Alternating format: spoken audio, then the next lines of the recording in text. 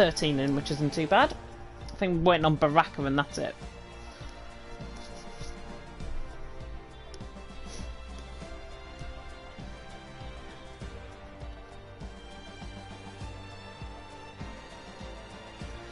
Good evening everyone and welcome along to FRL. We are here for F1 2021. It is F1, it is season 13, round number 8 of the championship as we take in the Austrian Grand Prix from the Red Bull Ring. My name is James Hay, going to be taking through the stream as always on a Tuesday night. And joining me in the commentary box, it is not FRL Charlie tonight, his Wi-Fi has been playing up. So coming in as our reserve commentator for F1, it is Michael F1. Michael, how you doing?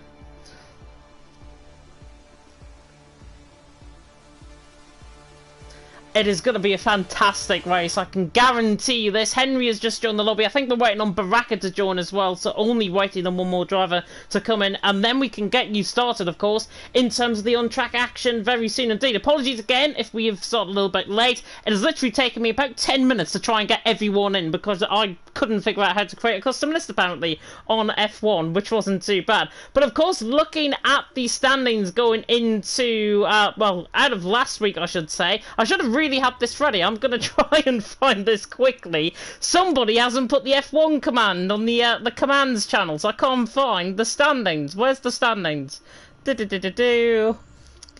me a second. This is the most professional start to commentary I think I've ever done. It was very last minute, but I think I'm back on air now because I'm watching back. I couldn't hear myself again, so I think you couldn't hear yourself. Well, you are here though, I hope. Hopefully you can hear it back now on the stream. The standings, by the way, haven't been, well, for Austria, the race winner hasn't been updated, and typically the standings haven't been updated either. So we're pretty much going into a race that we're unaware of the championship lead up, are we not? Yeah, I mean, Jensen, I think, did very well last week. In fact, you know what? I'm going to get up last week's stream and I'm going to try and tell you who finished the top 3 at least. Standings haven't been done. I think Jensen's on holiday, so that's why the standings haven't been done, which is a bit of a shame because they normally are done. But I will load up last week's stream, so just give me a second in terms of the top 3.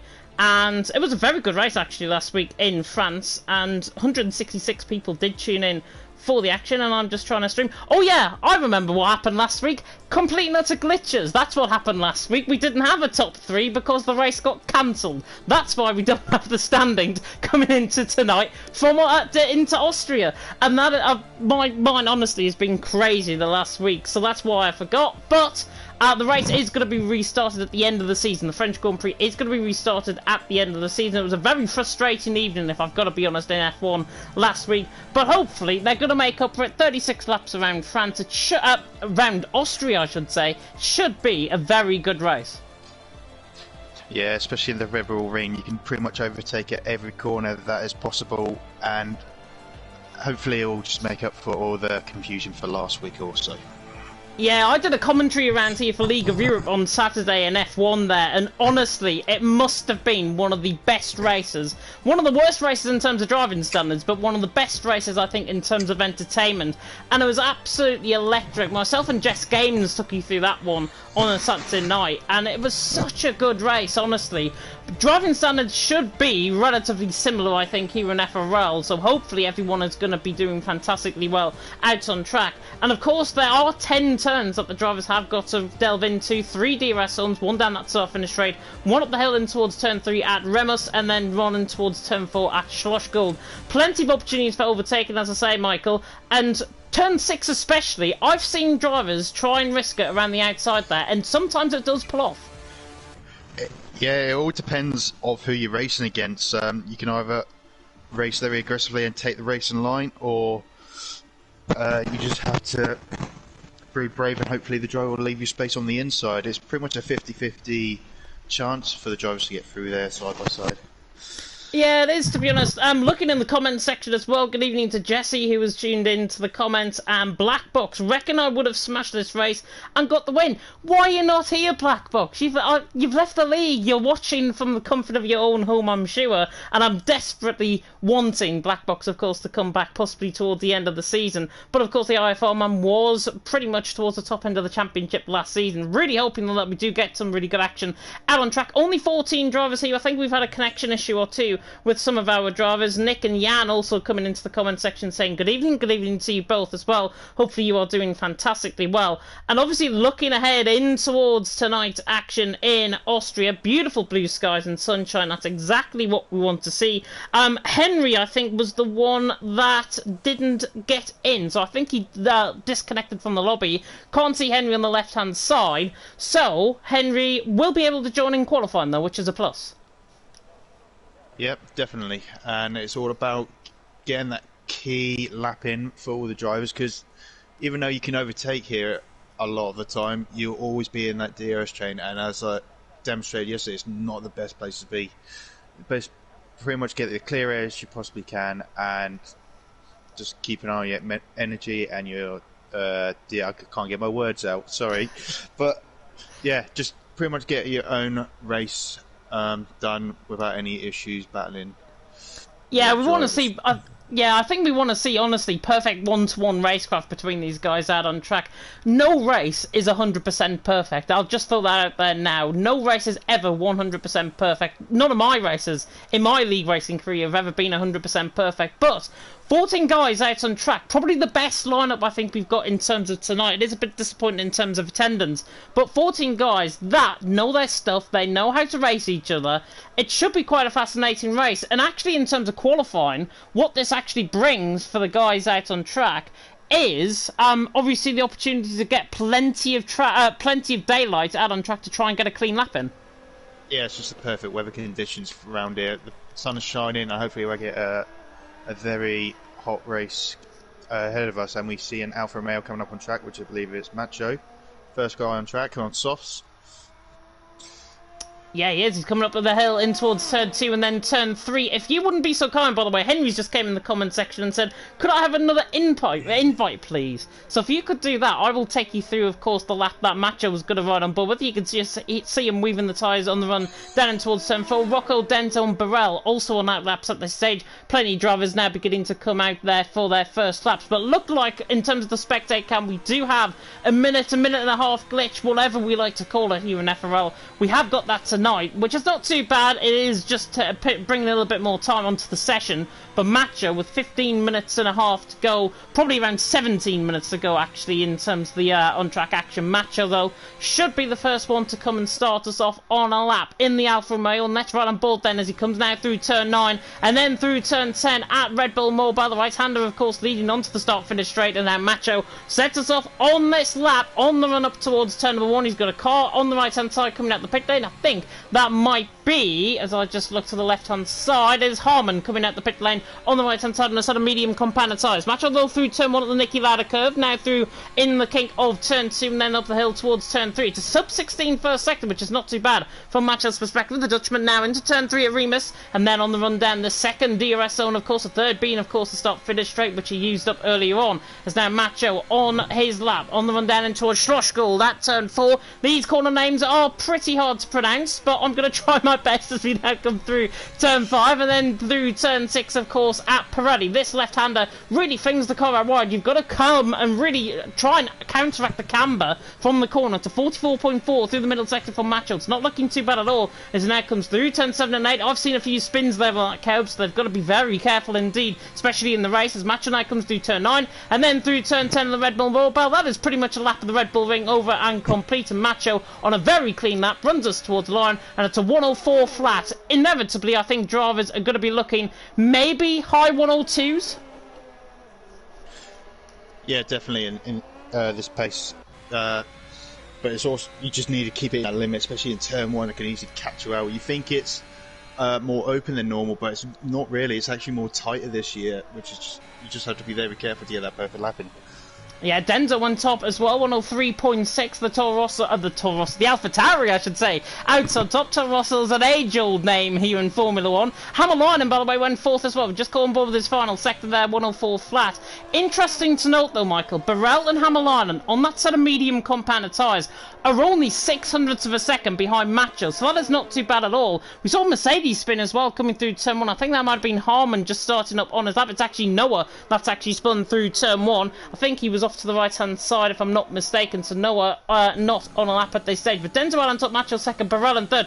But interesting, the guys on a set of mediums, if you improve on a set of softs around here, it's something like 7 or 8 tenths of a lap, so you would imagine that they're going to be going maybe mid 103 mark. Yeah, I mean the fastest time is a 103.6 on softs, but yeah, the tyres are not that much different round here, surprisingly. Like with P3 and P4 are in mediums, and you should, if you manage to hold in that position, you've got a very good race ahead of you. Yeah, Tio came in on the second lap there, 104.4, so that's not too bad. So obviously he's going multiple laps, maybe to get a little bit of practice in. There's a Mercedes spun through the middle sector. We're coming on board with Baraka now as we come through turn 6, and off to the left-hand side will be Mercedes, and that's Noah again, lighting up the rear tyres, I think. 44.3 though from Baraka through this middle sector. Macho's at a 104 flat on his second lap, so he'll inevitably going to be around this sort of area. And again, yellow flags being shown, ignore them. I think it's just Noah recovering to track as now Baraka comes through the final quarter. The Spaniard, of course, who's been in the PSGL and VRT Esports Cup event recently, he goes second with a 103.7. That's more like it, I think, from Baraka, but it's Denzo out on top, Baraka in second, Macho in third. Inevitably, though, beaten by Yona, about a tenth and a half separating Yona and Macho there, so Yona goes into third. Yeah, the times are coming in thick and fast now. Still got Noah coming in without doing a lap on the medium, so I think that's just tactical remover. As who else is on a lap? Nobody. no one at the minute. So yeah, looks like we've got the pace already. I think people can go probably a half second or 3/10 faster if possible. Yeah, Lou's not on a lap. Yep. Yeah, as we see, Zero on his outlap now on his brand new mediums. Yeah, Zero, of course, hoping from zero to hero, maybe out on track. That really didn't work, did it? That's a really bad pun on my end. But Zero, he's on a set of medium compounded tyres, and like we've seen with Burrell and Hammerlinen, both of them on a set of mediums, 104 flat. Zero is a quick driver. He's been inconsistent, though, I've got to say, from my perspective this season. Just seeing him struggle, I think, in races. I mean, one race, I think 2 weeks ago in Canada, he wanted to quit the league. He's back here, though, obviously after the shambles of France. Zero will be hoping the Finn to try and get a good lap in, as Henry has managed to rejoin the session as well. So actually up to 15 drivers. And that's good. He didn't pop up on my screen, but yeah, thankfully he's in. Hopefully he'll stay into the end of the race. But yeah, we've got Rocco, hasn't even set a lap either. He's on his out lap. He's also in the medium, so he should probably round, if he's that quick enough, he could probably round P6 round UG Lemons. So, but that's only if he can get that consistency, which I don't think he has much of yet this season, I do believe. Yeah, Zero ran wide of the curve coming through turn 1. Rocco's obviously just in behind him on a lap, so Zero will run on board with first, and then we'll go on board with Rocco towards the end of his lap. 16.2 through the first sector, however, from Zero. There is a yellow flag in the middle sector, don't worry about that at all. Zero all out of shape, actually, at the top of the hill through Remus, and then down in towards Schlossgold, in towards turn 4. Remus, I should say, he made a mistake there coming through turn 3. Even now I'm messing up my words, Snike. Through Schlossgold at turn 4, and now Zero coming through the kink of 5, and then through Pirelli curve at turn number 6, and then through the Wirth curve of 7 and 8, of course, a little chicane that this track is known for. And did you know that Austria actually has 73% mountainous region? Bet you didn't know that. I learned that off David Croft, sadly, on a I really F1 didn't know commentary. that myself. Yeah, sadly I learned off the best F1 commentator that's out there, except from George Morgan. Zero coming through the final couple of corners, and we now see Zero to the line, and it's 10th position actually, 104.5, obviously Rocco's not around the time, and yeah, Rocco goes third, and that's on a set of mediums, so 103.7, as long as he gets a valid lap in on a set of softs, he's probably going to be on for pole. Yeah, and obviously you want to get that clear head ahead of you, especially you don't really want to be in a sandwich in that turn 1. You really don't. We had a few instances like that yesterday. So yeah, but he's in a good position though if he wants to start on those mediums in 4th at the minute. Yeah, Burrell went second as well, 103.6 from him. Noah 44.4 through the middle sector, so this is more like it from the IFR man. And of course, I think he's one of the 5 team members of the PSGL and VRT Esports Cup event. I am going to mention that, by the way, as we go across the night, because I commentate on it. Noah coming through the final couple of corners as now Noah runs the line. I think this could be on top here. Noah towards the line. Only 7th, 103.8. Looked a little bit quicker than what I was imagining, but Noah, 103.8, puts himself into 7th, and actually 3 thousandths off Alien on a set of medium compound tyre. Yeah, Macho would have been probably around P6, P5. He was half a second up on his time, but he got invalid, got a little tank slapper out of beginning of the last sector, which it can happen, unfortunately. So he got an invalid lap, but it looks like he's going again, though. Yeah, Henry, 44.3 through the middle sector is purple, apparently. Certainly, according to my screen, it might be just indicative of his purple middle sector, because he hasn't set a lap yet, as now Henry comes through the final couple of corners in the Aston Martin. I think he's going to go around Alien sort of area, possibly, to the line. He actually goes 5th ahead of Jonas, so I was right in saying around Alien sort of area. He's only 400ths of a second ahead of him, so Henry goes 5th. Not a bad lap there at all. Denzo, Burrell, Baraka, your top 3. That's a bit of a mouthful to say if you like saying it quick. Lou, by the way, has just gone into 4th as well, and 800ths of a second. In fact, actually, I'll reword that. The top 5 are separated by a 10th of a second. Wow, and Noah's joined that group as well. He's just gone into 6th with a 23.7. So it's really, really close with these F1 guys. And now Alien's the highest medium runner in 9th position. Yeah, plenty of support, by the way, for Lou in the comment section. What is it with the Dutchies and supporting their own drivers? It's fantastic. Hamalainen, however, the Finn, is coming around the final couple of corners. Of course, former F1 Esports Challenger Series star, Hamalainen to the line. He goes 6th with a 103.7. Improved, actually, 3.5 tenths on his lap from a set of mediums to a set of softs. So, actually, it's negated so much. I thought it would have been around 7 or 8 tenths in terms of the improvement. These guys... If Hamalainen's anything to prove, he's only found 3 tenths of a second, basically, from a set of mediums to a set of softs. And unlike other tracks, that's very, very less of a deficit to try and gain. And it really puts the drivers under pressure later on in the session as well. Yeah, it does. I mean, like I said, there's not much difference between the two compounds. I mean, like yesterday, Charlie was in P2 or P3 with just mediums alone. And then we all thought he would smash it with pole, but he never did with the soft tyres. So there's not much difference with the compounds at this track, which is quite exciting to see. Yeah, just all on board with Yona coming through turn 1. I was going to say Luna there. I don't know why I was going to say the name of my girlfriend's cat. I don't know. Yona coming through turn 3 at Remus. That was very strange. Actually, I don't know why that popped up in my mind. Yona has invalidated, however, on his lap, and that's what I'll cut on board with. He invalidated coming through turn number 1 as Denzo leads the way. Baraka in... Burrell in second, Baraka in third. 6 minutes to go in the session. Don't take those timings but with a pinch of salt. Everyone looks like they're going for their third laps at this moment in time. I think one of the AlphaTauris is going to be the first around. Denzo, he was 300 up actually on his lap, the Chilean, and a 103.6 currently his personal best. And it looks like he might be sent up for another lap. In behind him, however, I think that's T-Hawk now getting on board with a lap, and the German takes us on a lap on the run up towards turn number 1. Yeah, but he invalid though, and that's the thing. It's just too tight in that first corner, and you can, I don't know why on this game you can easily just lose it at turn 1, which is just a struggle, because you're all focused. If you can get through that corner, then you should be on for a good lap. But unfortunately, he caught it a bit too much, and he got it invalid. So he needs to go again on these tyres. Yeah, it's all about getting those angles right, I think, in towards turn 1. I know you can actually ride above the curb and actually not invalidate your lap, and I think it's something like 2 wheels, but it's only over the curb as Baraka goes quickest with a 103.4, so the AlphaTauri is now 1 and 2. However, Denzo is on a lap, and he's 300 improving in this middle sector, so let's see on this set of soft compound tire. The red fuel light is flashing, so I'm imagining he might decide to come in the pits. Though. He's invalid. Oh yeah, he is. As he comes in through the final couple of corners, and yeah, he's now into the pit lane. Yeah, unfortunate for him. Hopefully he's got another set of tyres, because he can go again. Rocco's got an invalidation as well, but I think he looks like he's going for another lap.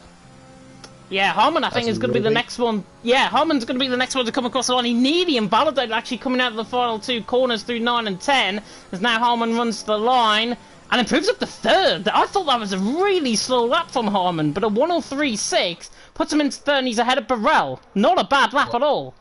Well, here comes Zero. He's over 2 seconds up on his personal best, so Not improving. Where's he Not gonna put improving. him?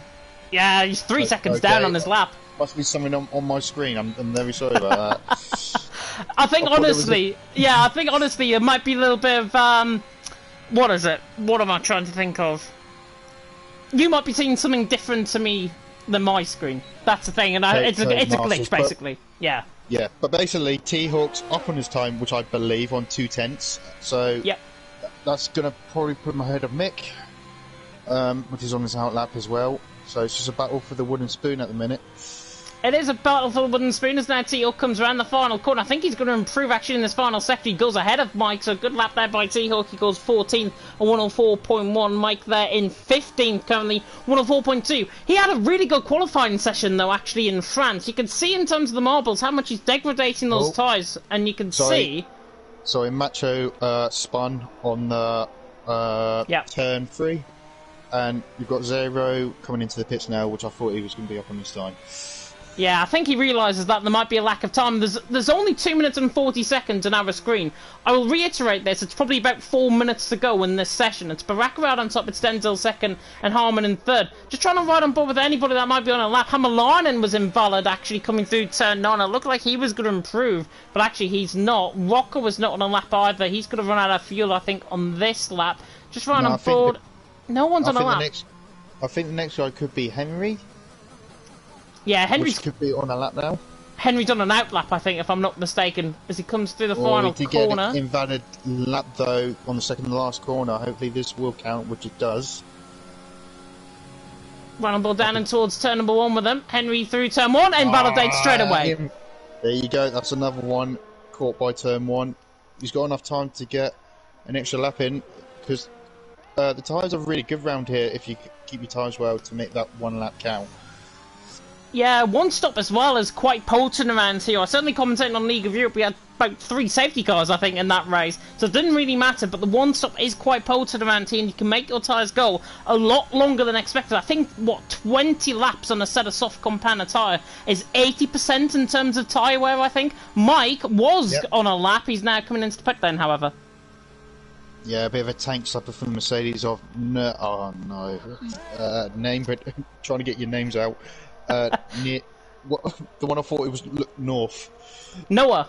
That's the one. He had a bit of a tank slapper coming out of turn 2. I think he was up on his time as well, but now he's invalid. So yeah, unfortunate for him. Still stuck in P8.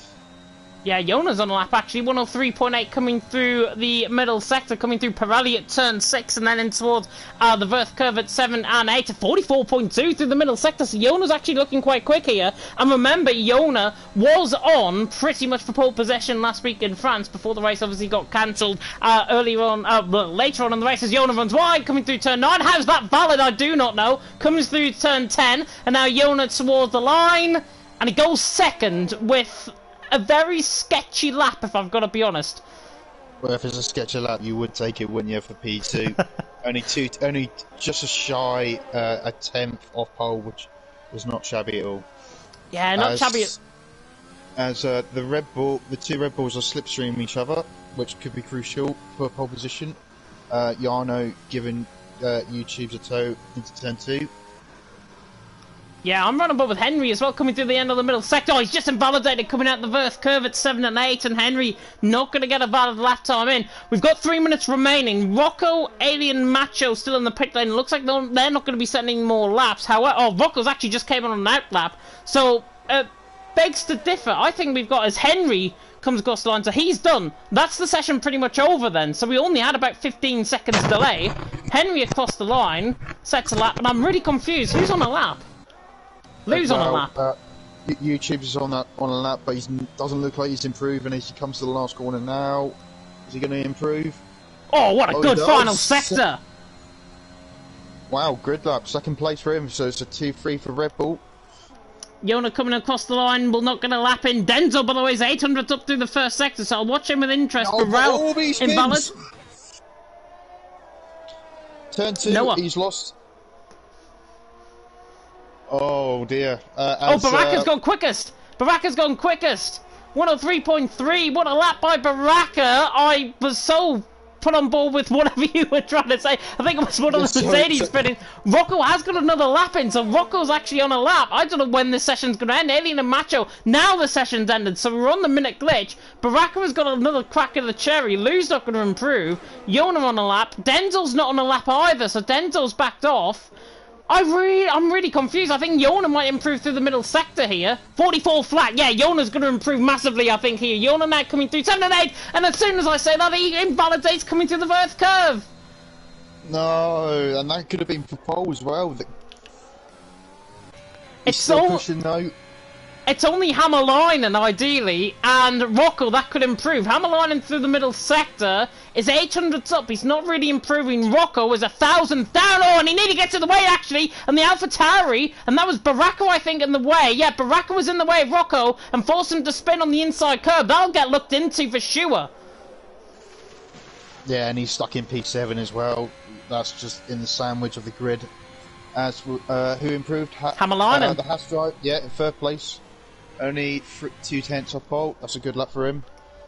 And that's the end of qualifying, because Rocco's obviously not improving as a result of that spin. It's Baraka then, out on top, Lou in second, Hammerlinen in third, and actually Baraka 103.3. We said a high 102. That was a bit of wishful thinking, I think, from my perspective. Baraka with a 103.3. Very good lap, though, from his perspective. He goes top, Lou in second, Hammerlinen in third, and that is, as I say, the end of qualifying. And actually, I'll try and load up the standings once again. In terms of the pole positions and the fastest laps from a couple of weeks ago, and I'll try and find that was the penalty points. Hang on, I'll get there eventually. And in terms of pole position, that is Baraka's first pole position of the season. Well, and what a deserved pole position as well with that time. Pretty much dominating the session, really. But yeah, so, sorry to cut short on his final pole lap though, because I was just on board with Denzel. He just lost it turn 2 when he was up on his time, and he lost his front wing because of it. So he could have been a 1-2 for AlphaTauri. Yeah, 103.6, however, Denzel's time, waiting on him to retire. Oh, it's literally, I'd say that, he does retire from the session. I thought we were going to get George Russell and Carlos Sainz in the race there for a minute as AI. On 41 AI, I may add, as well, within this lobby. But that is the end of the qualifying session, and we'll see, of course, the full grid order very soon indeed. This now loads up on our screen, and yeah, Baraka has taken pole position from Lou in second, Hammerlinen there in third. Apparently he's Greek, he's not, he's Finnish. Yona in fourth with Denzel in fifth, the Chilean. Harmon in sixth, Barella in seventh. Rocco on a set of mediums. Watch out for him. Undercut around here is very potent, and watch out for him in 8th position. Noah in 9th and Henry in 10th position. Alien in 11th, Macho 12th, Zero 13th, T-Hawk 14th, Mike in 15th, and to be fair to the guys, the whole field's covered by 9/10 of a second. That is great for F1. Yeah, all in a second round. A quite classic track, you just can't beat it, can you? You really can't. Like this.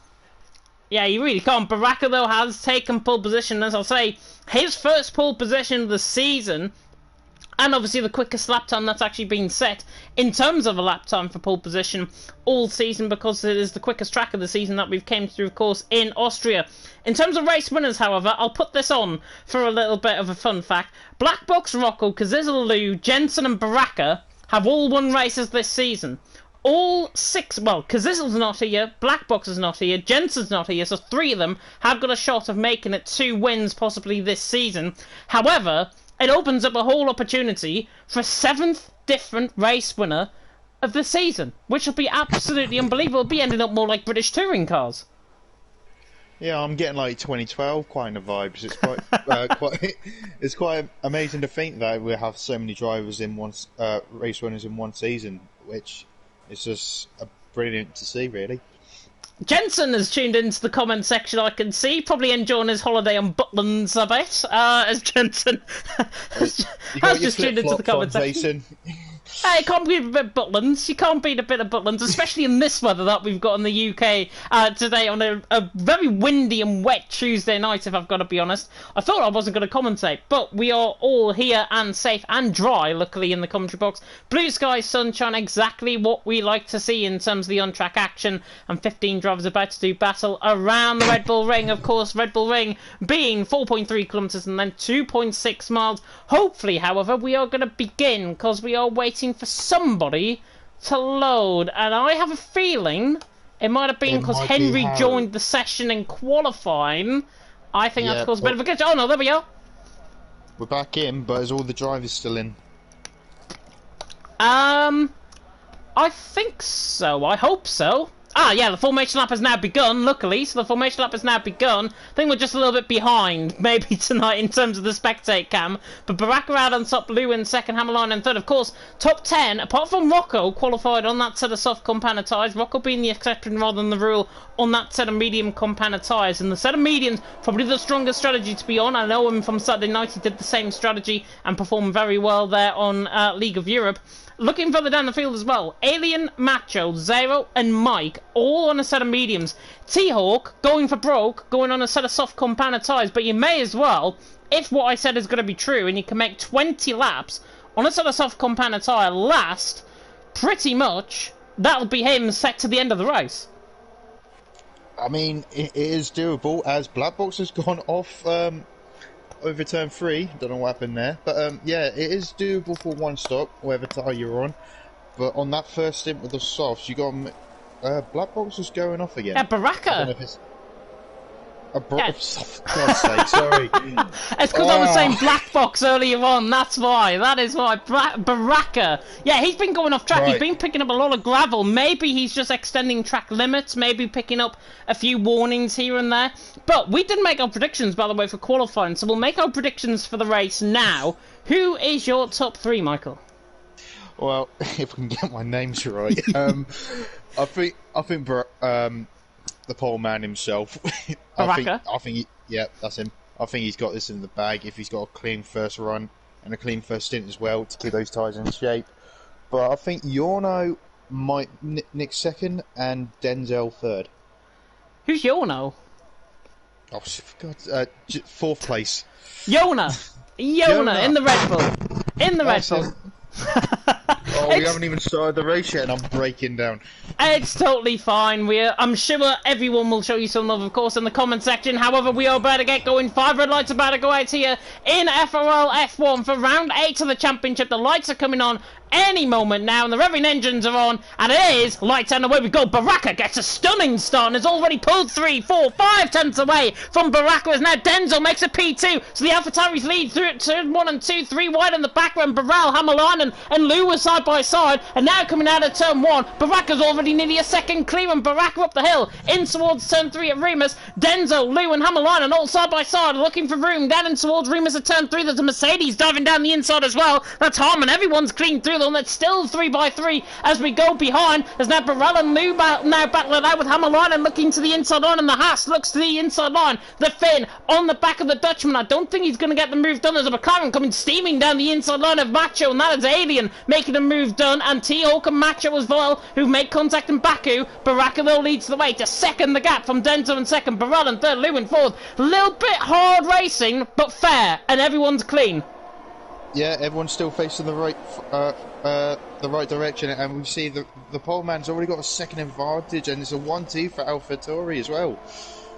It is, and Baraka is on course maybe to get his second win of the season. We come across the line to start lap 2, and it's Baraka who leads the way. It's 1.2 seconds clear. The interval timings will fix themselves, by the way, to the left-hand side. Everyone in a long gaggle of cars. I think there was a bit of front wing damage maybe on Alien, as there's a car run out wide, and that's Hammerline, and that's spun, and Yona has spun as well. So Yona and Henry has been caught up in that as well. So Henry and Hammerline have been caught up. I think Yona may have been the beneficiary as well as that, but he has lost a few positions. I think it was Hammerline and Yona that might have collected, and then Henry got collected by Hammerline. I think that's what's going on there. But Baraka leads the way. Denzel in second. Barral in third. Here comes Rocco on the back of Noah. Yona's on the back of Rocco as well. Down in towards turn 4. A little bit. I don't know what happened there, to be honest. As T-Hawk now looks the inside line of Alien. Gets the move done to the AlphaTauri. The Alfa Romeo. Even I'm messing up. The Alfa Romeo goes side by side, and Macho lets him through. So T-Hawk now through into ninth. And actually Macho's got damage as well. I think he's got left side end plate damage on that car. Yeah, I think Macho or Alien was a part of that turn 1 collision as well. I did see 3 cars getting out of shape, but yeah, unfortunate with the turn 1 collision, but looks like they don't have any damage despite that.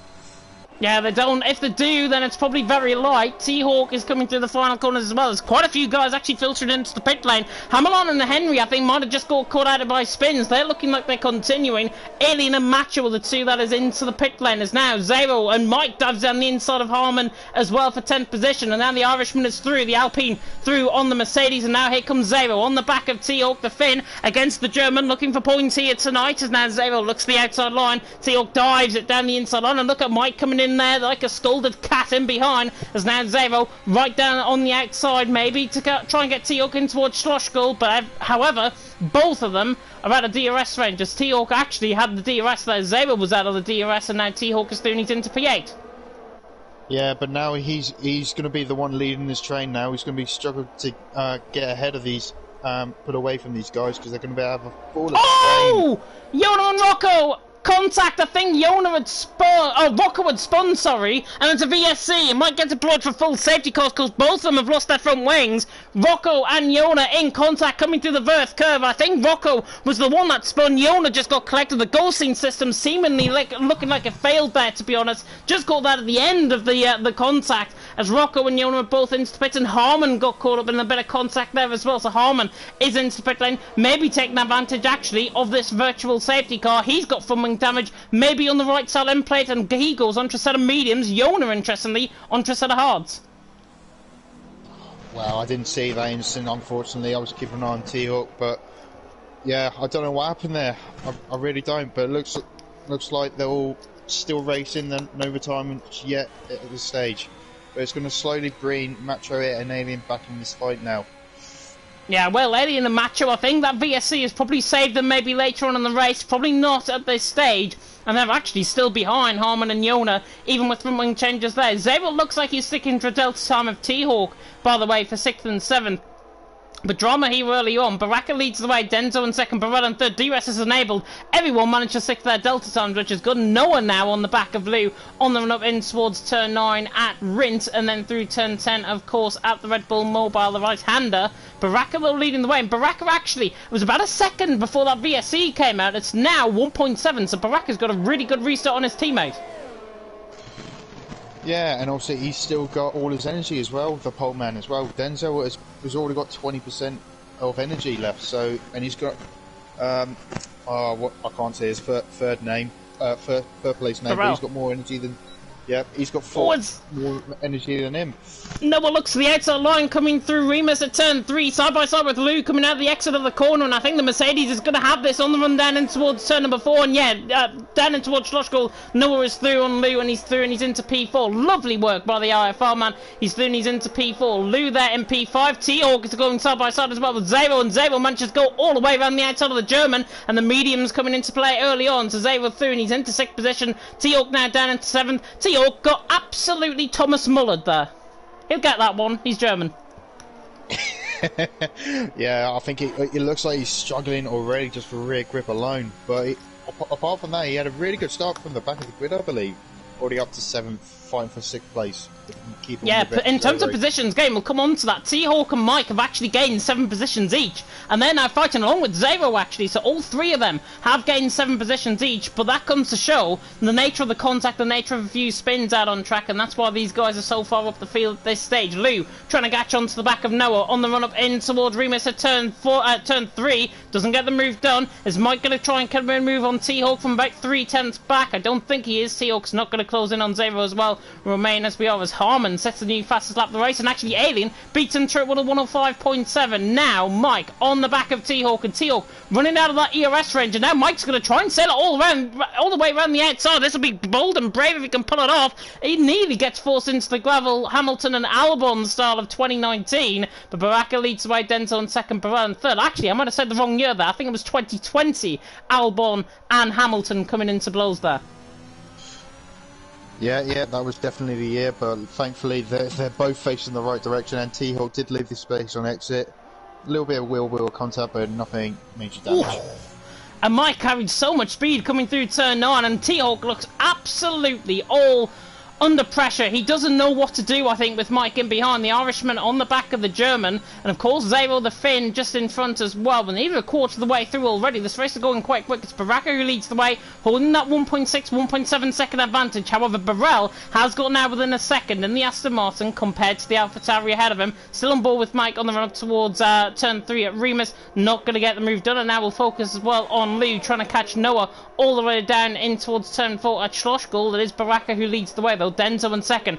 Burrell, however, doing a phenomenal job as Mike cuts the inside line actually on T-Hawk. The moment I cut off this battle, it gets going again, and Mike is through down the inside line. Should have the inside line here now, coming through 5 and 6, and he's going to be hung out to dry here by T-Hawk. All the way around the outside goes Mike in the Alpine on the side of medium compounded tires, and he can't come inches close apart from that little bit of contact, but Mike is through. Lovely stuff, lovely racing between them both. Mike is through, and he's into 7th position. T-Hawk gave him absolutely no room at all, but still, somehow Mike pulled it off, and that comes to show good one-on-one racecraft.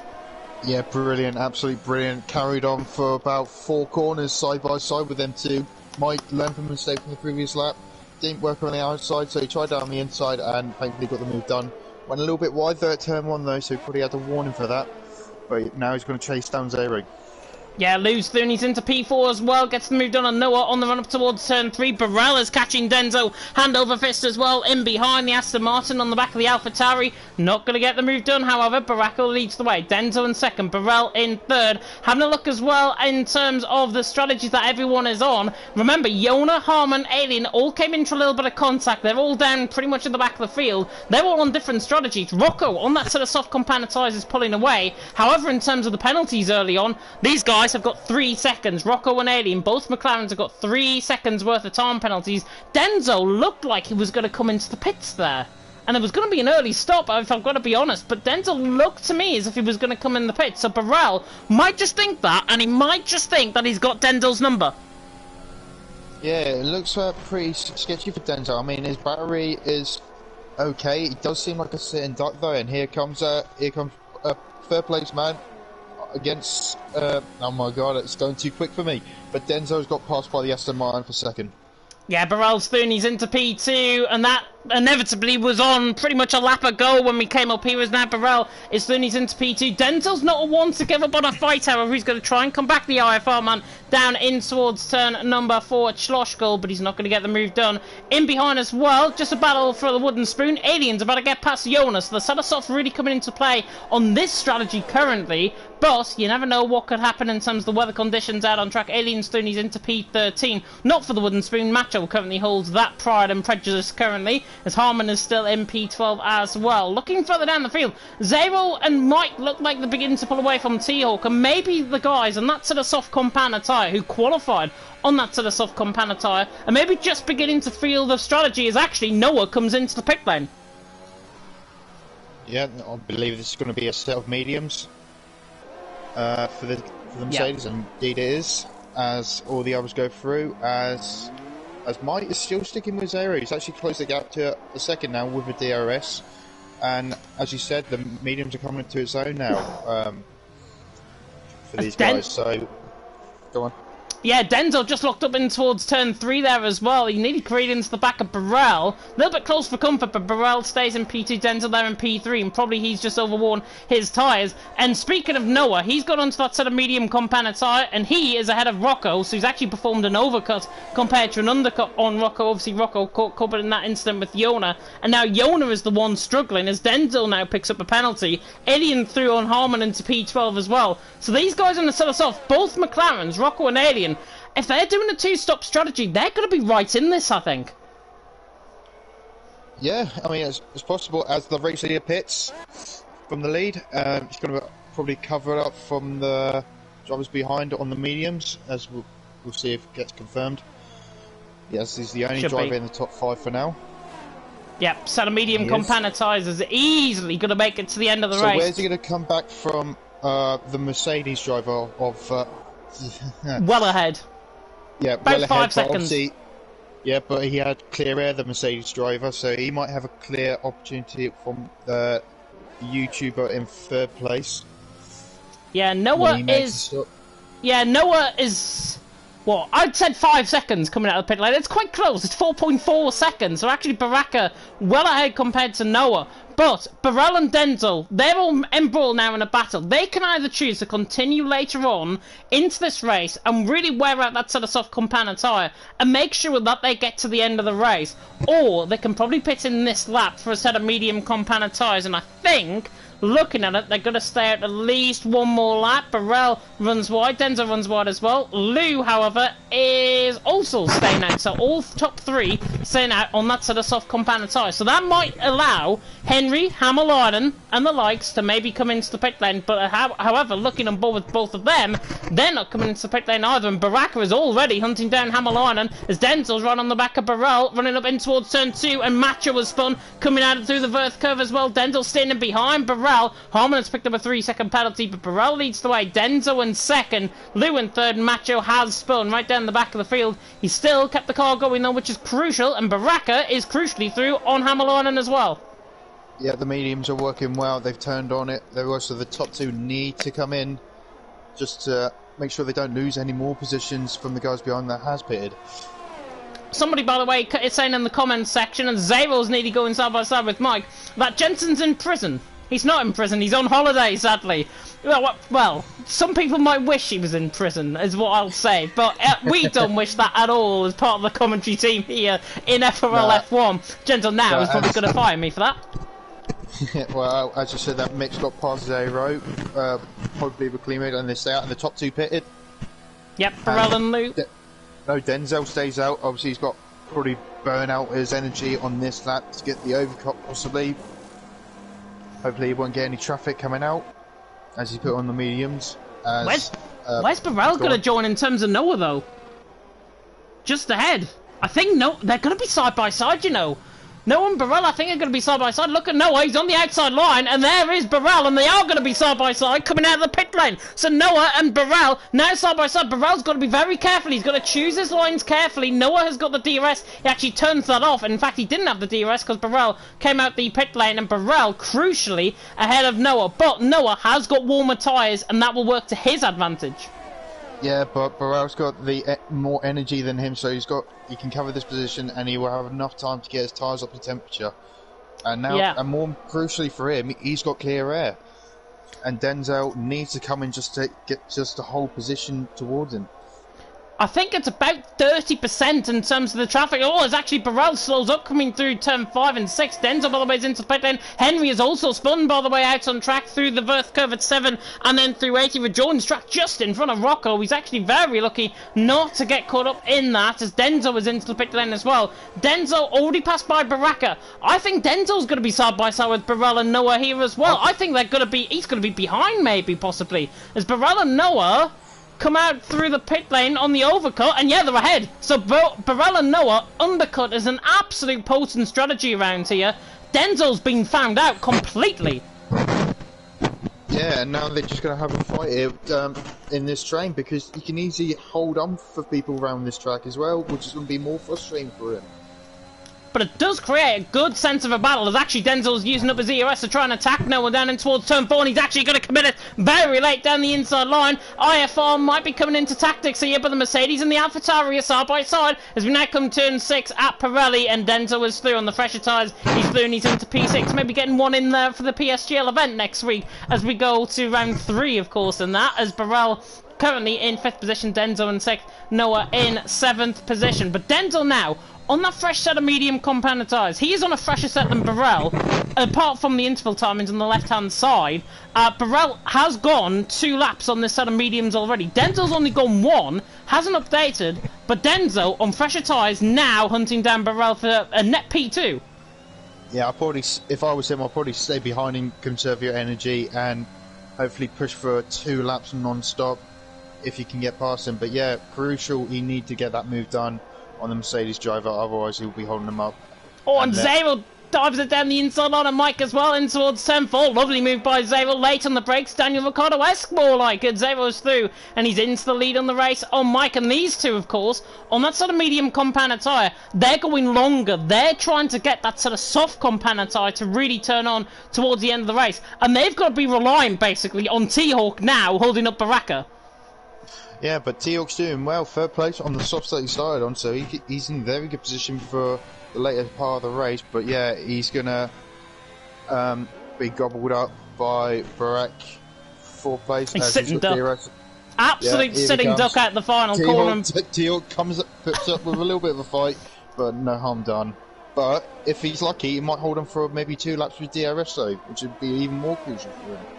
Yeah, Alien and Harman battle. Rocco, by the way, is into the pit lane once again. So Rocco is into the pits. I'm not sure if he's going to retire at the race or if he's just pitting in for a different strategy. Denzo, however, on the back of Burrell. This is the move that we thought he was just going to sit in behind. He has had him behind, and he's actually conserved a lot more ERS than Burrell. Something like 26% more, and Denzo is through, and he's into P5. Burrell now down into P6. Burrell, however, going to try and fight this down in towards turn number 4. Not going to get the move done, and Denzo is through, and he's into P5. So that move you said, that might just look very unlikely towards the end of the race, has literally just happened, and Denzel now can try and chase down both T-Hawk and Baraka. Yeah, Denzel needs a push as... Burrell! Spun and then collided with the Mercedes. Yeah, Noah's got front-wing damage as a result of that as well. It's only been induced really with a spin from Burrell. Right side and left side end plate damage has to stay off the car. Now Lewis through on Noah. Is Noah coming into the pit lane? Yes, he's got right side end plate damage on that car. So drama here. That Verth curve really does catch people out. And Burrell coming into the pit lane as well. Burrell's chances basically of now a podium position have literally just gone up in smoke. Yeah, unfortunately, it was the dirty air behind Denzel because he tried to stick with him after that move. I didn't think he wanted him to get past him that soon than he wanted. But unfortunately, the dirty air caught him out. And here comes Mike for the lead of the race on Zero, right around the outside and towards turn 4. Can he get the move done? Zero's back on the inside line. Alpine switches right around the outside he goes, so Mike is through, and he's into the lead of the race. Zero in second. These two are battling, are harming each other more, because Baraka's only less than 4 seconds off. 3.5 seconds now, and Baraka's got clean air. And look at him, just eating into that advantage. Because these two aren't working together and are battling, Baraka's going to win this race, possibly by miles, as T-Hawk has been overtaken by Hammerleinen. And T-Hawk actually, I didn't realise he came into the pit lane. So Hammerleinen P8, T-Hawk's back out in P9. T-Hawk's on for very good points, especially if Yona, Harman, Zero, and Mike are still to pit in. T-Hawk could be on for top 5.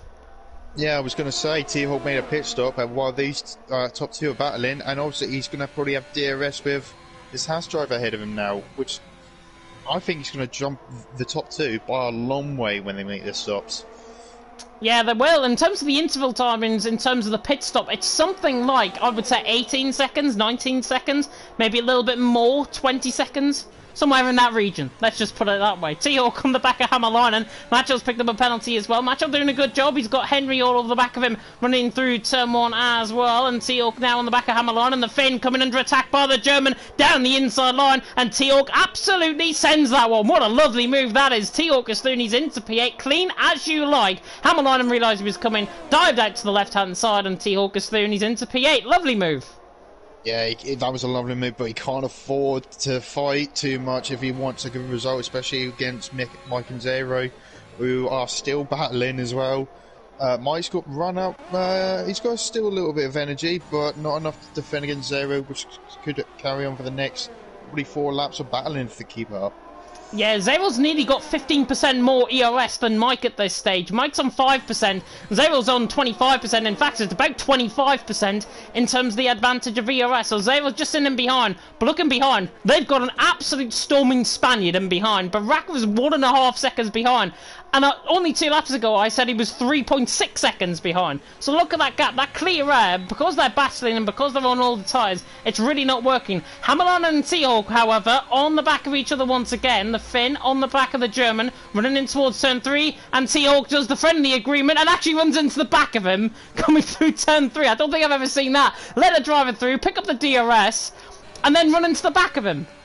I mean, I don't know if this is a good tactic for T-Hawk, like changing every lap. But no, I don't know his strategy here, but I don't know if it's going to help him with the top 2, which I don't know where to look really, because there's just a DRS train everywhere you look around this track. But the 3rd place man, pole man, he's on the back of the top 2 now. what would you do? Do you want to just go for the move straight Go away? for it. Hopefully they won't collide. Yeah, go for it, because those guys are on really worn set of medium combat tyres. He could go for 2 and 1, as Noah has retired coming through the Verth curve at 7 and 8. Could deploy a safety car. Baraka might put the points to the net. Safety car out on track. Lap 20 out of 36. Noah has spun coming through the Verth curve. We'll run on board with Alien if that car is still there. And I think he's got caught maybe on the left-hand side. Kirby is off. Well off to the left-hand side. The car has gone completely off. So Noah obviously out of the race. What do the guys do now on for their strategies? If Mike, Zero, and Harmon and Yona have been saved by this safety car, everyone else, this safety car does not help them whatsoever. I honestly think most of these guys are going to come in for sort of soft compound tyre, and they're going to make it to the end of the race, because 16 laps will make it, and they're coming in. So he's, oh, come on. Baraka. Baraka, he's in as well. So, are these guys going for the soft tyres? They have to. 15 laps basically on a set of soft compound tyre. Well, easily going to work. Well, Mick and Zero have to. They have to go for the softs, but what is Baraka going to go? He's going to go on the medium? No, he's going on the softs as well. Softs. So everyone will go softs. So, yeah, so everyone's feel confident they're going to make it to the end, but this is played beautifully to Zero and Mike's hands. And Mike's going to be leading. Yeah, Mike's in the lead of the race. I did say this safety car has helped him absolutely massively. And yeah, he is now in the lead of the race. Baraka in second, Zero there in third. Denzo is coming out in fourth position. And Lou and Teok are going to be side by side as well. It's a race of who gets the position. And I think Teok is just about ahead, and Lou has to settle in behind because Lou is now down in P6. And Teok has actually stayed out on that set of mediums. You may as well try something different. Lou in behind is on a set of mediums. And I think that is T-Hawk saving grace, because both of these guys are going to be under so much pressure from Harmon, from Yona, from Hammerline, all of the guys basically on a fresh set of softs. Henry has gone for a set of mediums. People, T-Hawk, Lou and Henry, I think they're under the impression that these mediums, that these soft compound tyres will make it. I will trust you in saying this now. They will make it. Definitely. Yeah, they probably will make it, but would you want to fight too much to just try and get to the end? If you fight too much, you're just going to get more grain on your tyres, and you're going to struggle for the last 5 or 3 laps of the race. Yeah, tyre wear, however, around this track, compared to the last game, it's something like 4 or 5% a lap. And if that's the case, 10 laps on this sort of soft compound tyre, which will take them to lap 33 possibly when we get back underway, that'll be 40% worth of tyre wear. These soft compound tyres are only going to be about 60% worn towards the end of the race. Obviously dependent on driving styles, but the majority of these guys are going to be about 60% in terms of the tyre wear out on track right until the end of the race. And everyone on that set of mediums, you're on the wrong strategy, I've got to say. T-Hawk, Lou, Henry, you're on the wrong strategy. All of the guys on the set of softs inevitably are going to be the ones that are quicker, that are probably going to be better in terms of the overall pace, and they're going to have to be that really T-Hawk, Blue, Henry have all got to be reliant on that DRS train. Yeah, and obviously with the battles ahead as well, like as you say, like if the softs can make it to the end comfortably, they can't afford battling. They need to have a smooth run all the way to the end. If you can't have that, the mediums will come at you to the end. Yeah, quite a few penalties as well have been picked up out on track. Mike, Denzo, Harmon, Henry, Macho all picked up 3 seconds. And then we go in a 3-second time warp. Rocco has got 3 seconds, and actually Henry has spun underneath the safety car. Henry has spun underneath the safety car, and he's managed to get the car, I think, going again. I hope he has. Might be a wheel issue, possibly. Now he's got going. Right, he gets going. Might be a controller issue, might be a wheel issue. That was very strange. It looked like he actually spun underneath the safety car. And now Henry down in P14 all of a sudden from P9 promotes Macho, Rocco, Burrell and Alien up in position. So now the 3 seconds are more really not happening, because Rocco's got 6 seconds, Burrell and Alien have got 9 and 12 seconds respectively. And Henry right at the back, 3 seconds as the safety car's in this lap. Yeah, and before we get going, I mean, Mike and Zero. Mike 14 places up, Zero 10, with follower T-Hawk with 9. Unbelievable from them 3. But yeah, how was Mike going to cope with the pressure of holding the lead? Oh, I was gone already. Mike has gone already as he now comes through the final corner through Remus, and he picks up a 3-second time penalty for going too early as now Mike comes across the line, and it's 23 out of 30, so lap 23 out of 36, and Mike leads the way. Baraka's being caught out underneath the safety car restart. Zero, Denzo, everyone filtering through cleanly in behind, but Mike leads the way. Hamalainen now picks up a penalty. He's got a 3-second penalty as well now, but Mike leads the way. It's 9/10 of a second, and Mike is absolutely desperate to get away. He is going as Harmon and Yona are going side by side. Bit of a mouthful to say, especially if you've got two of the same team next to each other running down the straight. Yona and Harmon P7 and P8, and now Hamalainen trying to get in this. Macho was going side by side with Rocco all the way down and towards turn 4 as well, and now Macho looks the outside line on Rocco. Rocco hangs in there down the inside line, could bring up Burrell, I should say, into play. Still in P12 after that spin. Everyone under a very clean safety car restart. Mike has absolutely exploded away out in from 1.2 seconds, commanding the race so far. Baraka, however, is saving up his ERS, which is crucial. Yeah, especially around here, because you're going to be so slow on the straight when your battery dries out, and this could be in play for Baraka's hand in 2 laps' time. But Zero's got with him for company. T-Hawk run wide coming out of the final corner, and now Luba side by side, and the Dutchman I think is going to get the German down the inside line and towards turn 1 at the Nicky Lauda curve. He does. Luba's through and he's into P5, T-Hawk and P6, and now Yona can try and filter in this as well. Lou tries to back T-Hawk out of the slipstream to try and break that toll desperately on the run up the hill in towards Remus at turn 3. Yona on the back of T-Hawk and actually coming storming down the inside line as Hammerline, and T-Hawk again gets all out of shape. Those set of mediums are really not working for him. He's lost another position now. Yona is through and he's into P6. Harmon and Hammerline were side by side. Hammerline was in P8, he's now in P9, and Macho comes trying to dive it down the inside line of Rocco as well. And now that opens the door for Pirelli, who gets the up and under down the inside line in towards 5, and then on the outside line through Pirelli at 6, and now Macho on the inside line trying to battle this all the way. Pirelli on the outside line. This could be brilliant from the Dutchman against his fellow countryman, and both of them are still side by side coming out the first curve, and there's contact, and Macho came across on Pirelli there, and Pirelli's into the wall. Right side end play, he retires out of the session out of, I think, annoyment more than anything else, but that really could have been avoided. Yeah, I think that was pure frustration. It was doing so well, but I think Macho didn't really turn into... Hey, Baraka! Sorry to cut in, is Baraka for the race lead? Where on earth has Baraka came from? My God! It was 1.2 seconds clear, Mike, last time around. It's now 0.2 of a second in favour of Baraka. Baraka is through, and he's into the lead of the race. Denzel's through on Zero, T-Hawk through and Hammerleinen, and Hammerleinen fighting now with T-Hawk in behind as well. It could be 3 wide with Rocco getting on the act as well. He's going to try and sandwich himself between them both. He's not going to go for that gap, surely. He's got to back off, and Hammerleinen and T-Hawk are still side by side. Rocco, however, trying the up and under like Albert did in LOE F1 on Saturday. Tries to get the up and under. Bit of hand waving there from Rocco as he now goes all the way around the outside of T-Hawk. Doesn't get the move done, and T-Hawk stays in P9. What racing? But Baraka now in the lead of the race caught me totally by surprise. Yeah, Rocco is giving T-Hawk the hurry up. He's pushing him through the corner. He's going to go around the outside of him. T-Hawk gets caught on the inside curb. It could let Macho in as well. Macho was gaining a position on T-Hawk, and Alien nearly gained a position there as a result, and Rocco actually lets him through. So Rocco lets him through, and he lets them all go. Good sportsmanship there by Rocco. Really good. Yeah, I think he had to. I think it was a legal overtake on the outside, which was no fault of his own. I think they were just both going for it for the position, and they're going side by side up to turn 2 again. And then he now comes against McLaren. Here we go.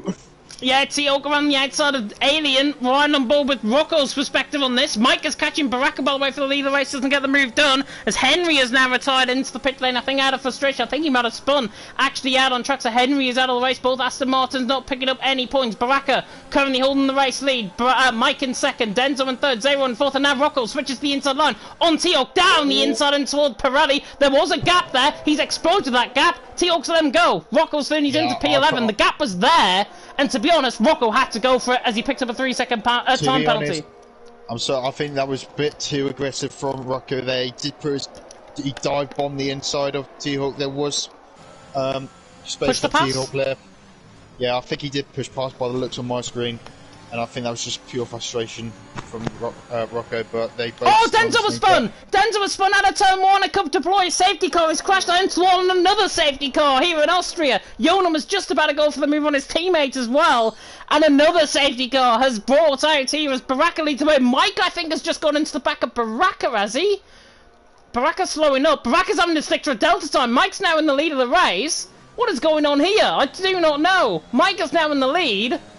And Baraka, I think... And now Baraka's back through and he's into the lead of the race. Oh, no, I think this is Glitch? a thing that happened even... Yeah, I think this is what happened last year as well. When you overtake someone in the safety car, it just glitched the whole safety car together. Now, these two are just going to be backwards and forwards. T-Hawk's got a 5-second penalty for collision with Rocco further down the field as well. Was that a little bit of a payback from the lap before? Possibly, yeah. T-Hawk's gone into the back of him. He's got right side end plate, left side end plate damage, just to say, on the car. So T-Hawk's going to struggle his way round. What does everyone do? Everyone, I think, is just got to stay out at this point. Yeah, this is now it's definitely in this soft runner's hands now. They can save up for 2 laps and just gun it for the last 7 laps, I believe.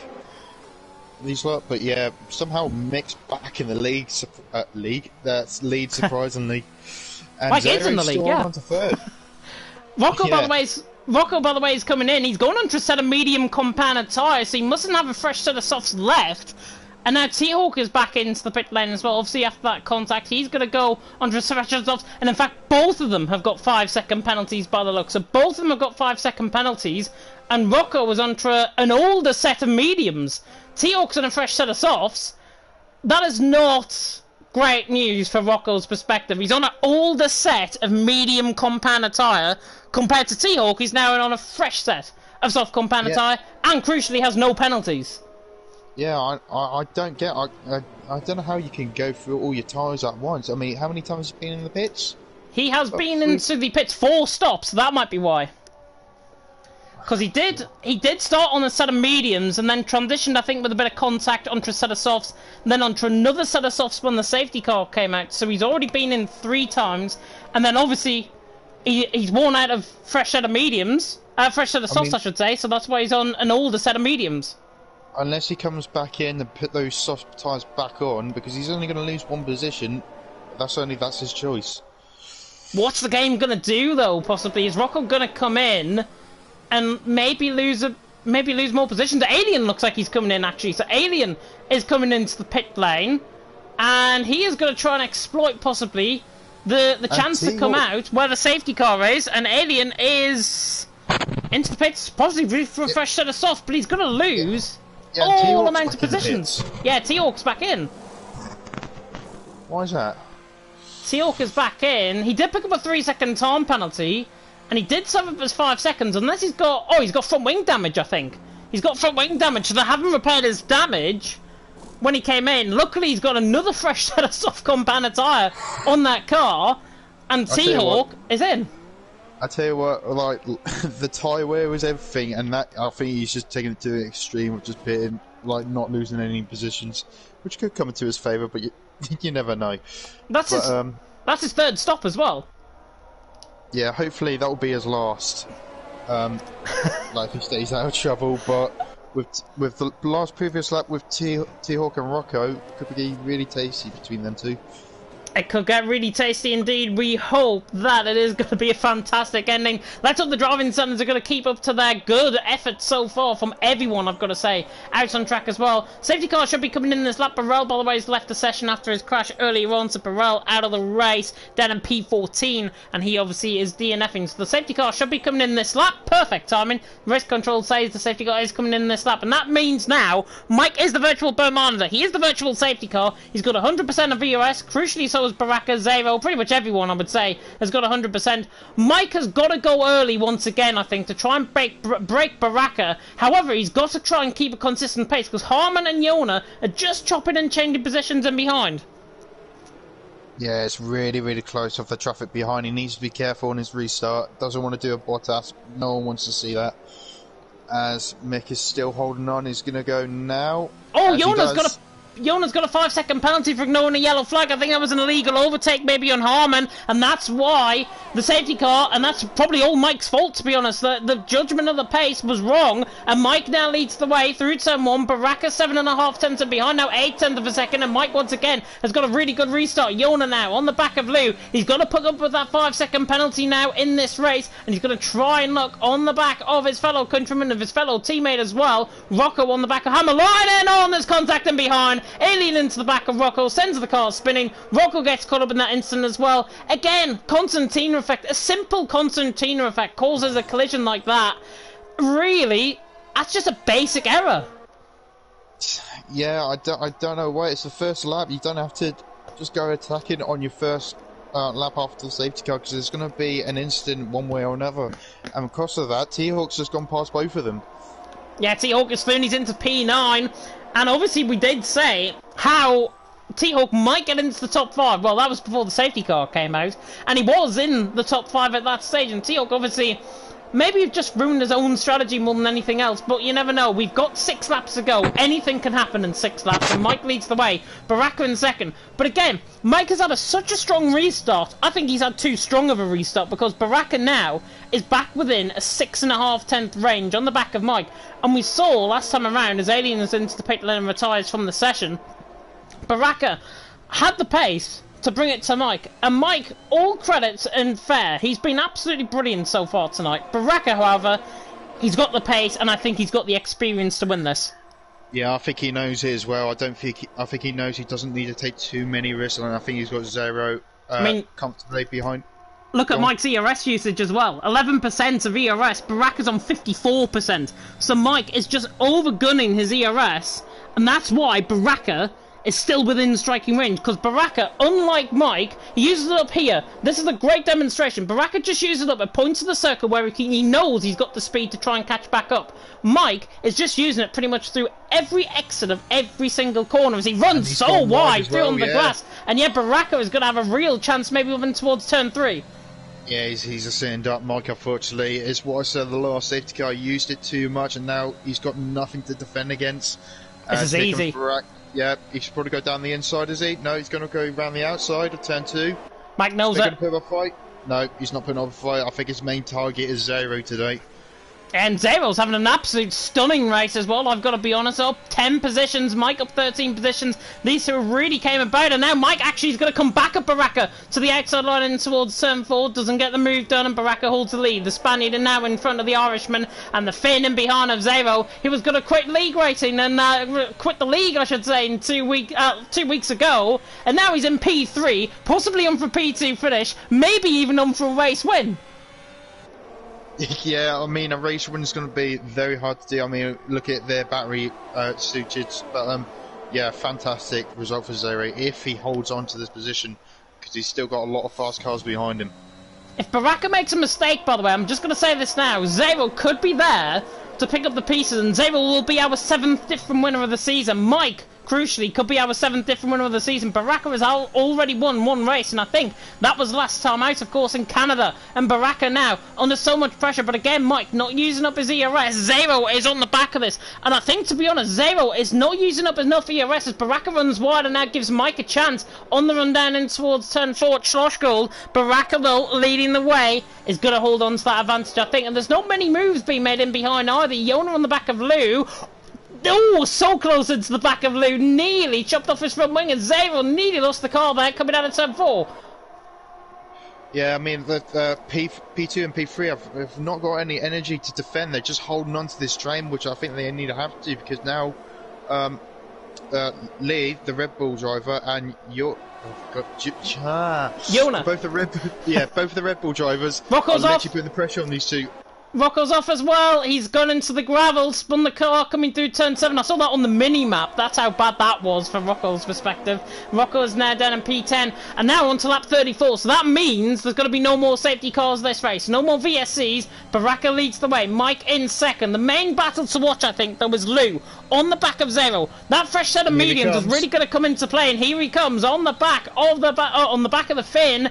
Nearly into the back of the thing, quite crucially, and actually gets caught, and Harmon makes a move on Macho, through and he's into P6. Yona now gets involved in this as well, and now Lou is going to try and have Zero for chips, running down in towards turn number 4 at Schlossgold. Now Lou looks the outside line, cuts the inside line, and now look at Yona trying to go up the inside line there as well, but Zero holds on. Yeah, surprisingly, Mike is still putting pressure on Baraka, despite having low energy, but is it enough to even get the win on track for him? But not Zero really. Zero is losing that 1 second though, so he's going to be on second to last lap with the Red Bull cars, even with the Mercedes as well behind them. Yeah, penultimate lap of the race about to begin. Baraka leads the way. Mike in second. And yeah, I've got to come on to that. Baraka doing a sterling job. Mike is still there on sufferance. 1.3 seconds. But the main crucial point is Mike's got 6 seconds worth of time penalty. Zero hasn't. So Zero could drop all of the pack back in behind. And maybe even let Mike try and get second position. Lou, however, is through on Zero. And Zero, out of that DRS range, is now becoming an absolute sitting target on the run in towards turn 3 at Remus. And now Yona is down the inside line, makes a little bit of contact. And now he's side by side with his NRX teammate Harmon down the inside line in towards turn number 4. The outside line now for Harmon. As he looks to the outside line, I don't think he's going to get the move done. Yona runs wide, tries to get the up and under. Is Harmon going to try and do this on the outside line? No, Yona stays in 5th. Yep, and I'm just keeping an eye on this train here. Zero is still hanging on, but this could be not a good thing for him coming on to the last lap, because you know what last laps are like on this game. Like, could Lou win this? It's my guess is as good as your guess is as good as mine, to be honest. Oh, Mike has nearly spun! What a recovery! And that was from Lou's perspective, and Mike has, I felt ghosted there. Mike loses nearly a second now to Baraka, luckily within DRS range. I was about to say, if Mike didn't do that, I think Lou could have had a chance maybe running up in towards turn 3, but he doesn't. And now he's giving DRS to everyone else in behind. As now Yona is going to try and come down the inside line, and Zero's that chance of a podium beginning to slip away. And Yona down the inside line, that was a little bit silly. Couldn't have gone for the move there as Harmon now is through on into 5th position as well. Final half of that, Baraka leads, Mike in 2nd, Lou in 3rd. I think, honestly, we're going to see Baraka, Lou, and Zero maybe on the podium as Yona tries to go all the way around the outside of Harmon, and Hamilton and T-Hawk again to go battle on as well. The 2 NRX teammates now side by side in towards turn 6. Yona is through on Harmon, and now look at Macho down the inside line, and he leaves his car in there, and there was a little bit of contact. Luckily nothing more, nothing less. Baraka, however, the Spaniard, is going for a second race I can't even get my words out. Coming for a second race win here in FRL F1. Through the final corner he comes, the Spaniard, and he's still had the race for the lead, and Mike now has handed the win to Lou. Lou has won it. What a dramatic ending to that race. Hammerlinen is somehow on the podium. Baraka's now is 3rd. I don't think that's right. Lou has won from Zero in 2nd. And I think Hammerlinen is 3rd. I don't know. The interval timings have just completely glitched themselves. I don't. We probably have to look back of who had penalties and that. But my God, I haven't seen a finish like it. He had it in his grasp. He had one corner and he spun on the outside curb. And Baraka in the end has finished P10. Yeah, he had nothing. I don't know if he was trying to control fast lap. Yeah, he had everything under control, even with the cars that didn't pitted. He didn't felt like he was under pressure, but yeah, somehow he lost it. Out of all the laps, out of all the corners, it had to be the last one. But it is Lou to the top step of the podium. That has won the Austrian Grand Prix. What a dramatic... You will not see a more dramatic ending than that. Everywhere, anywhere, in any league race around here in Austria. Lou, by the way, a second race win for him of the season. Obviously won in Monaco, we took pole position there as well. Didn't take pole position here in Austria, but he has crucially won out on track. And I did say, could Lou win this? A lap before Baraka had spun. And Lou has won. Zero in 2nd. Look at the penalties that everyone is on though. Has Baraka actually got 3rd because of the penalties? That is so strange. I think he has, you know. I think he has. Yeah, I think he has got 3rd place, which... What? I don't know. Would you be happy? Would you not be? I haven't got a clue. I don't know. Lou has won. It's just bizarre, because I thought the starting line, finishing line was much further up the road. Clearly it wasn't. It wasn't, yeah. Lou wins. Zero and second, Baraka in 3rd. We'll go into the party in just a second with T-Hawk and everyone. Hammerline in 4th, Mike in 5th, T-Hawk in 6th somehow. Yona in 7th, Harmon in 8th, Macho in 9th. Rocco, by the way, picked up the fastest lap, so he gets a point. Alien DNF, so did Denzo, Henry, Burrell, and the rest as well. I think I'll see you over there in the interviews party. Yeah, I'll see. Oh, Oh my god, what an ending. What an absolute ending. I'm going to join that party now. Zero's already in there along with T-Hawk. And my god, you cannot get a more dramatic ending than that in any F1 race, in any league on F1 2021. Baraka had 1.3 second advantage out of the final corner and absolutely spins it on the outside curb, bottles, I'm saying it, bottles a victory. And now we can speak to the man who, of course, has won here somehow in Austria. It is Lou. And Lou, an absolute fantastic win from your perspective. Probably the most unexpected win of your career. Talk us through it. This is definitely an unexpected win. There's nothing else to say. There's literally nothing else to say. Just from the start on, I tried to pick up no penalty. And that went well until the end. And the last corner, I was like, oh yes, P2, yay. And then I saw Baraka in the wall. And then I screamed. Yeah, that's all that happened.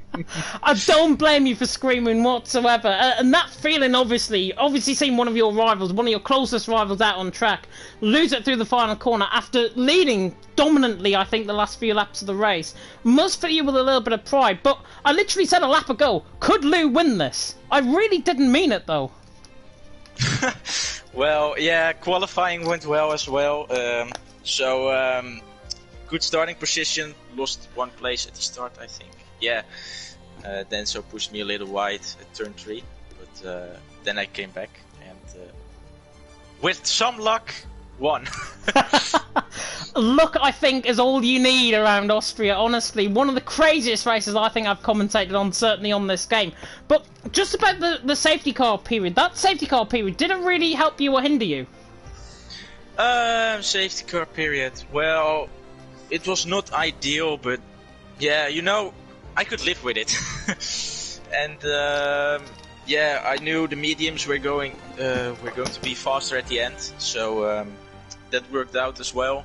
So I could pass after the safety car. I could pass Zero as well, because the mediums were a little bit better than the softs. And yeah, so the safety car was not that. Well, actually, it worked in my favor, I think. Yeah, it worked on your favour, and obviously the two-stop strategy as well absolutely played into your hands, and I think the safety car possibly a little bit fortunate, and certainly the fortunate luck through the final corner as well. Michael, I'm going to come across to you. Any questions for Lou?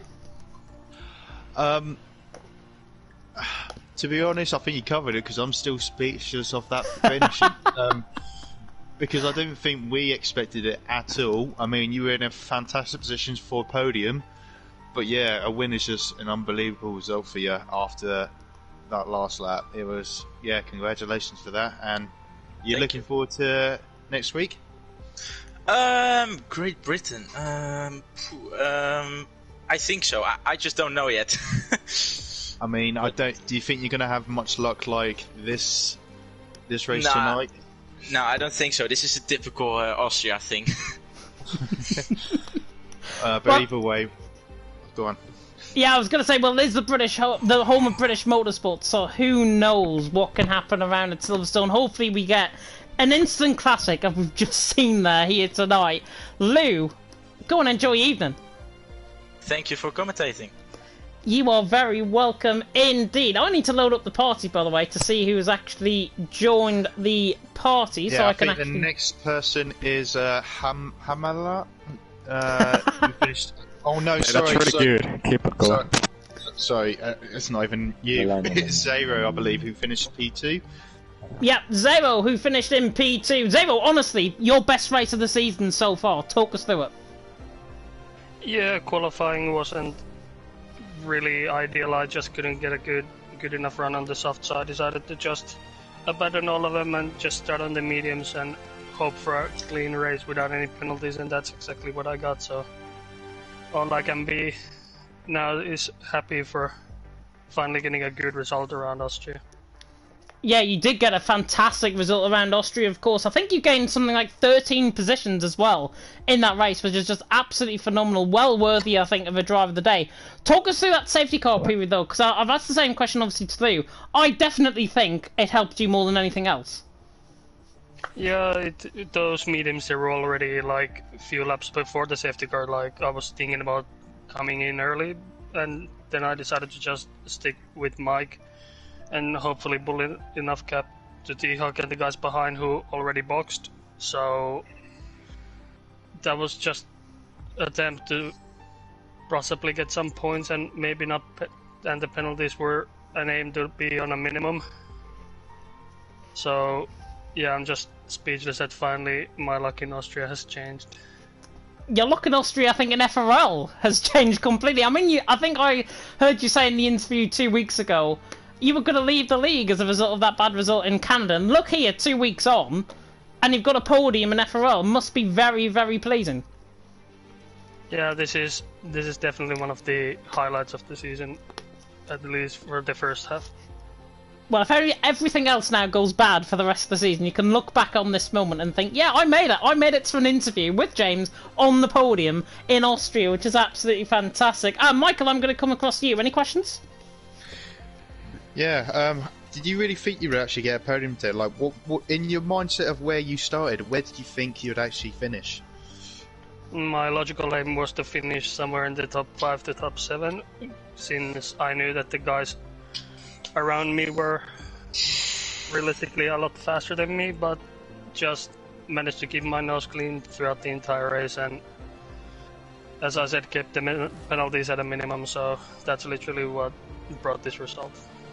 Well, that was a phenomenal drive. Like, I thought you and Mike did pick the wrong option because of T-Hawk had the fresher tyres on, which could have probably been ahead of you if there was not a safety car, but luckily the safety car played in your favour, and you managed to hold him for a podium throughout the second half of the race, which hopefully that will boost your confidence for the rest of the season. Yeah, definitely. This is one of those races that I'm gonna have to watch like a couple of times back just to truly understand like what just happened. Yeah, well, obviously next week we're in Britain. Do you think you can carry this form into the British Grand Prix? Yeah, in this game, Silverstone has been one of those good-ish tracks for me, so should hopefully aim for a top 5 finish. Well, hopefully so. But yeah, congratulations on your podium, and hopefully this will give you a massive, massive boost for the next races ahead. Yeah, thanks. Yeah, and good luck as well for next week in Britain. And we now move on to a man who we think has finished in P4, given all the penalties and everything. We don't know if it was a glitch with Baraka finishing in 3rd, we don't know. But Hamilton finishing in P4 on our screen, certainly. Did you finish P4 on your screen, just to confirm first? Yep. You did, so Baraka obviously got 3rd then? I think so. That's absolutely mad. I cannot fathom how he still got a podium from that. Anyways, brilliant result from your perspective. I think it's one of your best results of the season, if I'm not mistaken. Talk us through the race, though. Well, I think my best qualifying result of the season, 3rd. So I was pleased with that because I had time to practice finally. Then to the race, well, should start and then I get taken out by some, I don't know, fuckwit for the 3rd time in this season or whatever. So that was amazing. Sorry about tough word, but I'm extremely disappointed, let's say.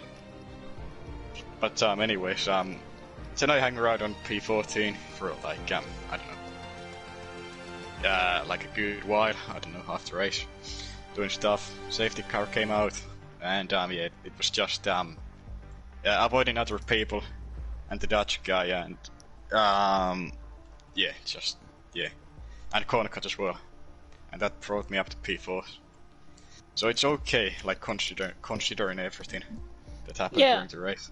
Yeah, you said you were disappointed there. I wouldn't be disappointed with the P4, given how many penalties that everyone had ahead of you.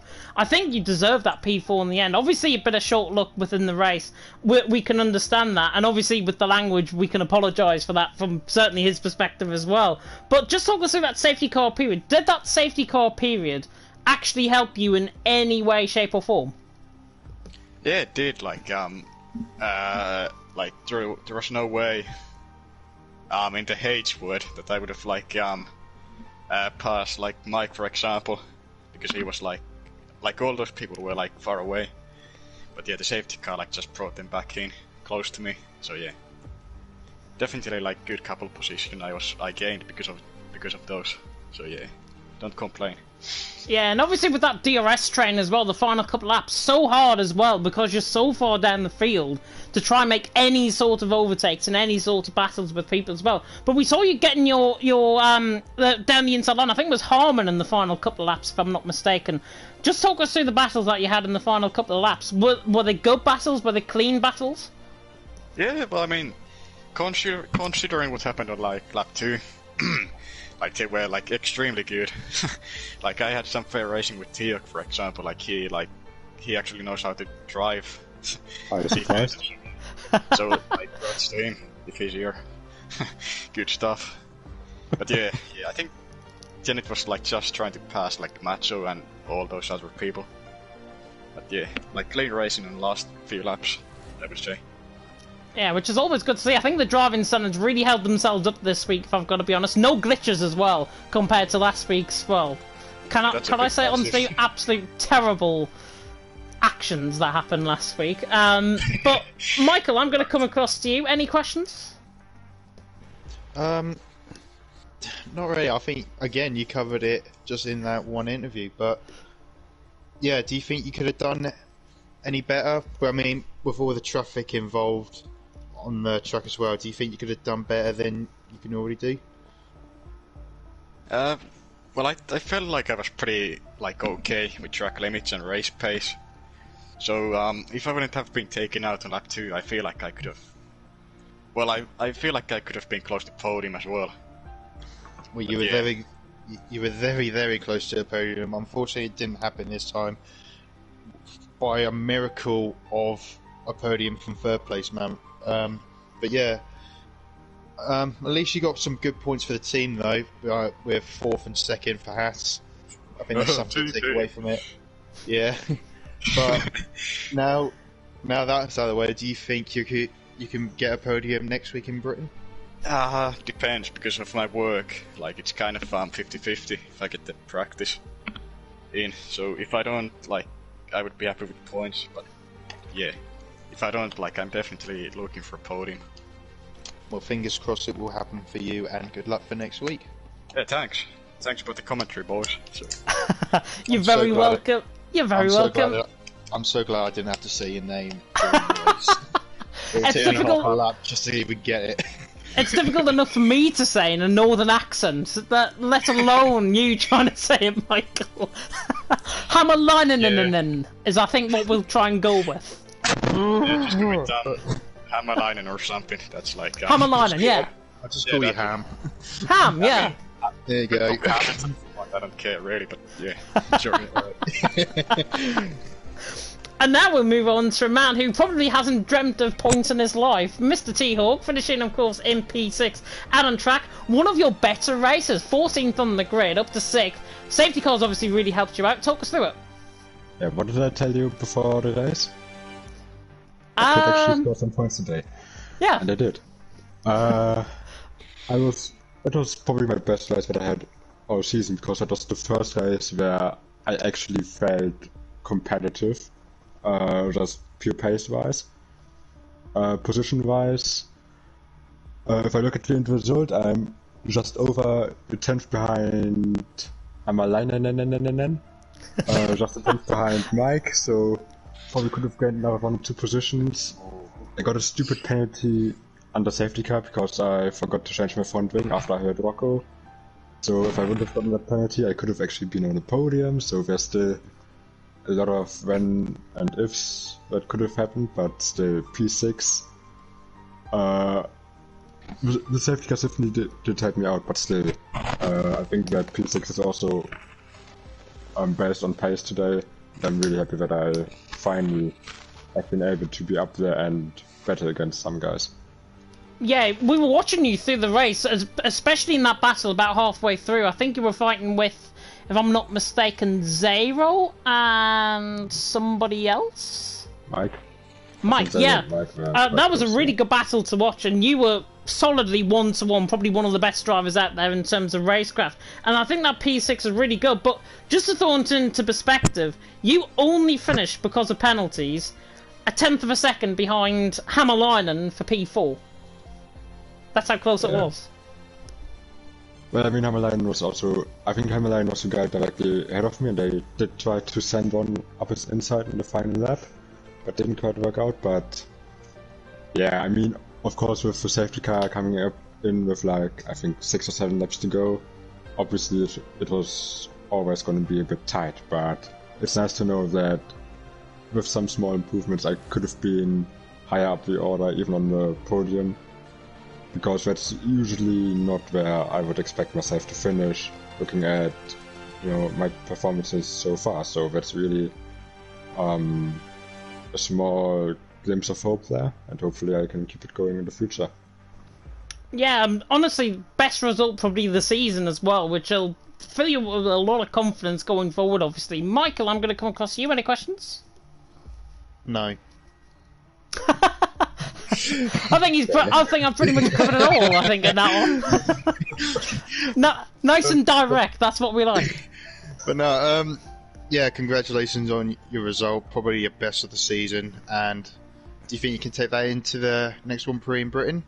Oh, definitely not. I think the only reason why I feel so good today around Austria is there are only 10 corners where I can lose time to the other guys. So I don't know how I'm gonna be around Britain. I mean, I bloody love the track.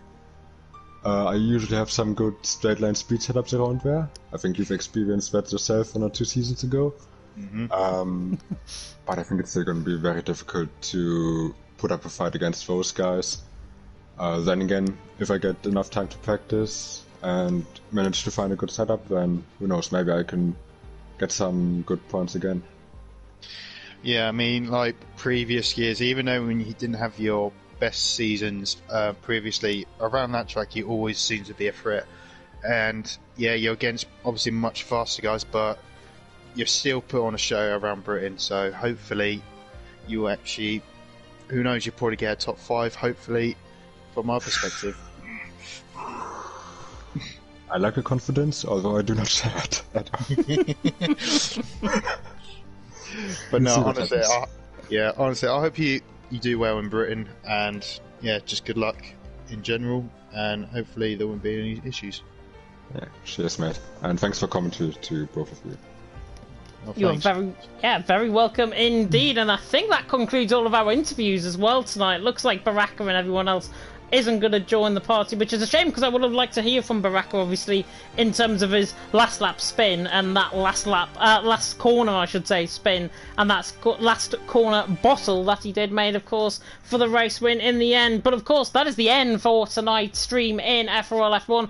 We really hope you enjoyed the stream, obviously putting away and putting aside last week's absolute shambles in terms of the French Grand Prix. That, of course, will be ran at the end of the season after the Abu Dhabi Grand Prix, so it is our season finale 1 week later than advertised. But Michael, I'm going to come across to you. Overall for you, who was your driver of the day? Overall, I'll probably give it to Mick. Mike, sorry, because he made up 14 positions and he managed to hold on just to win it on track eventually. So yeah, I'll give it to him. Yeah, I've got to disagree with you, I'm afraid. I thought Mike drove an absolute solid race, don't get me wrong. Just the overuse of ERS usage, I think, might be his one downfall, I think, if he was to end up in that position again in the season. I'm going to give my driver of the day to Zero. I think Zero drove an absolute solid race, was there on pace towards the end, obviously came under a little bit of pressure, but still finished on the podium, which was absolutely crucial. So Zero gets my driver of the day. So we've got a little bit of a split decision in the commentary box tonight in terms of driver of the day. But really hope you enjoyed, of course, tonight's FRL F1 race. We are back, of course, live and exclusive next week on Monday night for the British Grand Prix, F4 and F3, and then F2 and F1, of course, on Tuesday night as well, both at 7 PM UK time. Thank you, by the way, Michael, for joining me in the commentary box. Absolute pleasure to have you for the first time this season. Hopefully not the last time either. We'll see about that. I need to get my names in order, basically. It's absolutely fine. Honestly, you did such an absolutely brilliant job, and hopefully it comes across as well within the commentary when you guys watch it back later on.